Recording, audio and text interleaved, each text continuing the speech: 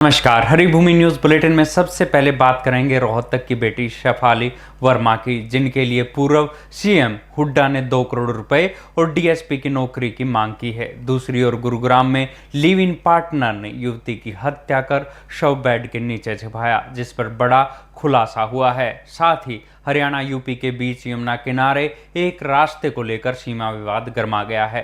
अंत में नूह में भीषण हादसे में एक ही परिवार के 4 लोगों की मौत और गोल्डन टेम्पल में मर्यादा भंग पर क्या हुई कार्रवाई, जाने विस्तार से। वीडियो के अंत तक बने रहिए। पहली खबर रोहतक से। इस शहर की बेटी और भारतीय महिला क्रिकेट टीम की ओपनर शेफाली वर्मा को हाल ही में विश्व कप जिताने के बाद लगातार बधाइयां मिल रही है। बुधवार को हरियाणा के पूर्व मुख्यमंत्री भूपेंद्र सिंह हुड्डा और स्थानीय विधायक भारत भूषण बत्रा रोहतक में शेफाली के घर पहुंचे और उनके परिवार को सम्मानित किया।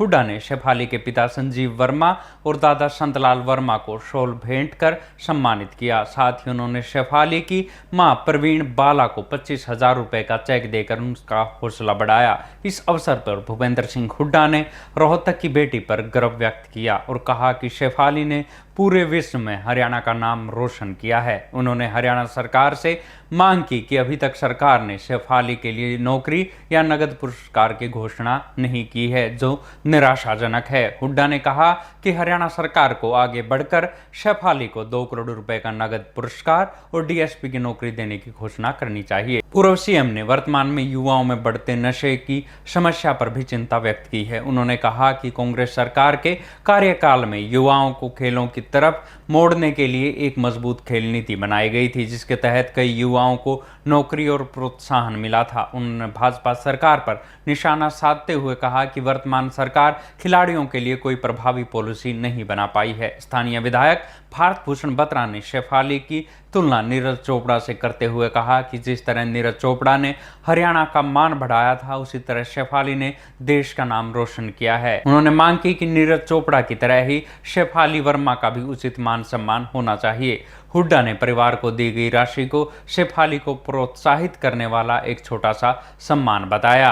अब बात करते हैं गुरुग्राम की। यहाँ डूंडा हेड़ा में 26 वर्षीय युवती की हत्या कर दी गई और उसके शव को बेड के नीचे छिपा दिया गया। युवती का कमरा कई दिनों से बंद था। बुधवार को जब पूरे क्षेत्र में तेज बदबू फैली, तब लोगों ने पुलिस को इसकी सूचना दी। पुलिस ने बंद कमरे को खोला तो वहां युवती का शव मिला, जो काफी गल चुका था और पूरे घर में भयानक दुर्गंध फैली हुई थी। घटना की गंभीरता को देखते हुए एफएसएल टीम को तुरंत मौके पर बुलाया गया, जिसने सबूत जुटाए। पुलिस जांच में मृतका की पहचान कापसहेड़ा की अंगूरी देवी के रूप में हुई है।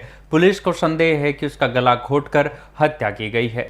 जांच में खुलासा हुआ कि अंगूरी देवी करीब 1.5 साल से अनुज नामक युवक के साथ लिव इन रिलेशनशिप में रह रही थी। बताया जा रहा है कि आरोपी युवक 7 दिन पहले ही युवती को छोड़कर मकान बंद कर फरार हो गया था। पड़ोसी महिला ने बताया कि उन्होंने अंगूरी को आखिरी बार शुक्रवार को बालकनी में कपड़े धोते हुए देखा था। बुधवार दोपहर बदबू आने और बंद दरवाजे के नीचे से खून बहता देखने के बाद उन्होंने लोगों को बताया, जिसके बाद इस हत्याकांड का खुलासा हुआ।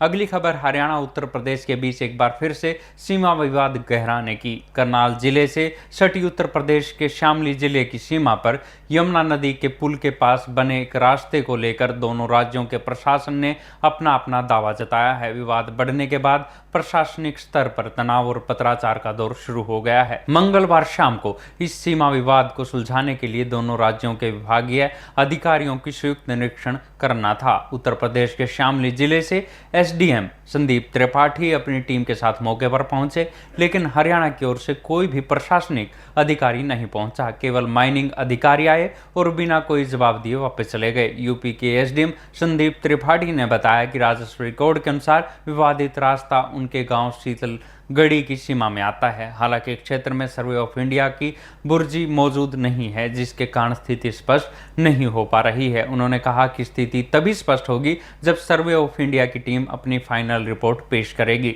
दरअसल ये विवाद यमुना नदी में कार्यरत हरियाणा और यूपी के खनन ठेकेदारों की आपसी खींचतान से शुरू हुआ था। दोनों पक्ष नदी किनारे बने इस रास्ते का इस्तेमाल अपने खनन वाहनों के लिए करना चाहते हैं। इसने अब प्रशासनिक तनातनी का रूप ले लिया है। अब बात करते हैं नूह की। यहाँ फिरोजपुर झिरका शहर क्षेत्र में तेज रफ्तार ट्रक ने बाइक पर सवार एक ही परिवार के 4 लोगों की जोरदार टक्कर मार दी। टक्कर इतनी भीषण थी कि बाइक सवार दंपति और उसके 2 बच्चों की मौके पर ही मौत हो गई। मृतकों की पहचान गांव खुशीपुरा के रहने वाले तशरीफ और शाहनी और उसके बेटों के रूप में हुई है। यह हादसा उस समय हुआ जब पूरा परिवार के रिश्तेदार के घर से वापस लौट रहा था। हादसे के बाद आरोपी ट्रक चालक अपना वाहन मौके पर ही छोड़कर फरार हो गया। पुलिस ने मामला दर्ज कर फरार ट्रक चालक की तलाश शुरू कर दी है। आखिर में बात करते हैं गोल्डन टेम्पल की। पंजाब के अमृतसर में गोल्डन टेम्पल परिसर के बाहर श्री गुरु नानक देव जी के 556वें प्रकाश वर्ष पर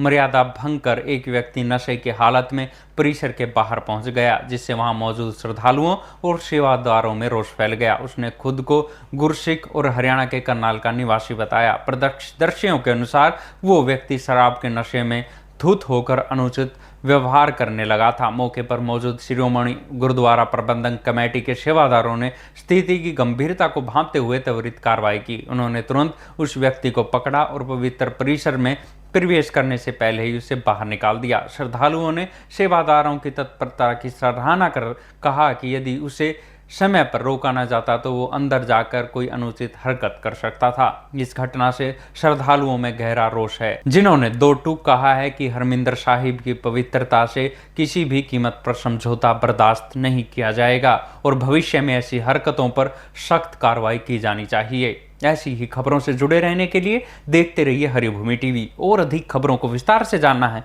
तो हरिभूमि अखबार पढ़ें या हरिभूमि की वेबसाइट पर जाएं।